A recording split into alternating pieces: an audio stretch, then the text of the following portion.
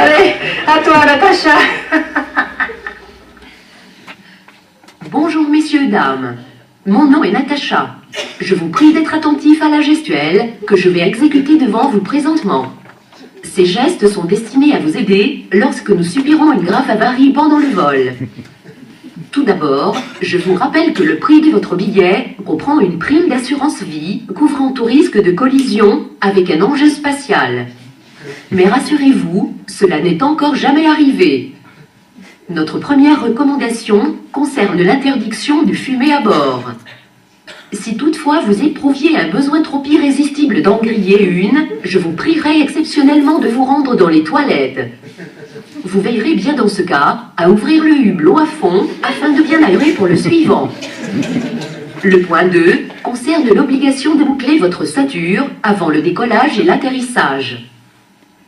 Les sièges qui en sont dépourvus sont munis d'élastiques à bagages qu'il vous suffit de fixer grâce à leur crochet métallique. Cependant, le point de rupture de ces élastiques étant assez bas, nous vous conseillons de les doubler en les pliant en deux, mais pas plus, afin d'éviter l'étouffement par strangulation.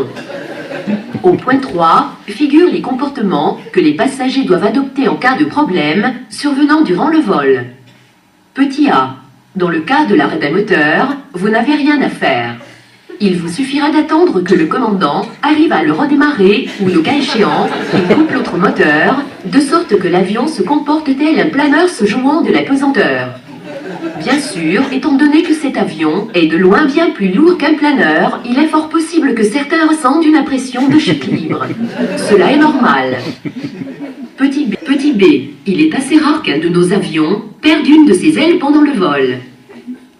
Cependant, quand cela arrivera, si cela arrivait malgré tout, vous pourriez ressentir un léger, ou même fort, déséquilibre latéral de l'appareil. Il suffira dans ce cas, aux passagers assis du côté de l'aile manquante, de déboucler leur ceinture ou leurs élastiques afin de se rendre sur les sièges situés du côté de l'autre aile. Ils profiteront par ailleurs de ce moment pour faire plus ample connaissance avec leurs voisins. Cette opération devrait permettre de redresser l'avion de quelques précieux millimètres. Petit C. Si les deux ailes venaient à manquer, surtout ne bougez pas, restez assis bien confortablement dans votre siège et assurez-vous que votre ceinture ou votre élastique est bien attaché. Le commandant de bord et moi-même vous tiendrons régulièrement au courant de l'évolution de la situation. Petit D. Les chambres à air situées sous certains sièges remplacent momentanément les gilets de sauvetage qui nous seront livrés dès que le budget de la compagnie le permettra. Une pompe à vélo et quelques rustines sont à votre disposition sur simple demande au prix promotionnel de 1 € la rustine.